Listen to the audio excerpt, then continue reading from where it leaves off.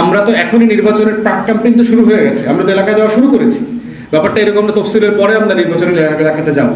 তো এখনই যদি আমরা হুমকি বোধ করি, এখনই যদি আমাকে প্রোগ্রাম ক্যান্সেল করতে হয়, এখনই যদি আমার নেতা কর্মীদের নিরাপত্তা নিয়ে আমাকে চিন্তিত থাকতে হয় এবং বারবার বলার পরেও এলাকার নন ক্রিমিনালদের ব্যাপারে কোনো ব্যবস্থা না নেওয়া হয়, তাহলে সাডেনলি তো এই নির্বাচন তারা কীভাবে তুলবে? ডিসির সামনে পরশুদিন আপনার পুরো মানে প্যান্ডেল ভণ্ডুল করে দিয়েছে। এলজিআইডি সচিব ছিল, এলজিআইডি সচিব মানে কি দেশের 2-3 জন গুরুত্বপূর্ণ সচিবের একজন, তার সামনে পুরো প্যান্ডেল নাস্তানাবুদ করে দিয়ে আসছে। পুলিশের কোনো অ্যাকশন দেখেছেন? কাউকে গ্রেফতার করেছে দেখেছেন? 144 জারি করেছে। তাহলে আপনি নির্বাচনের দিন যদি ঠিক একই কাজটা করেন, তাহলে আপনি কি একই আচরণ আমরা দেখব? গতকালকে আমার সাথে যেটা হয়েছে, পুলিশ তো কোনো কিছু করে নাই, তাহলে আমার ভোট কেন্দ্রের সময় আমাকে আমার লোকদের সহজে তারা দিবে না নির্বাচনের দিন, তার কি গ্যারান্টি আছে?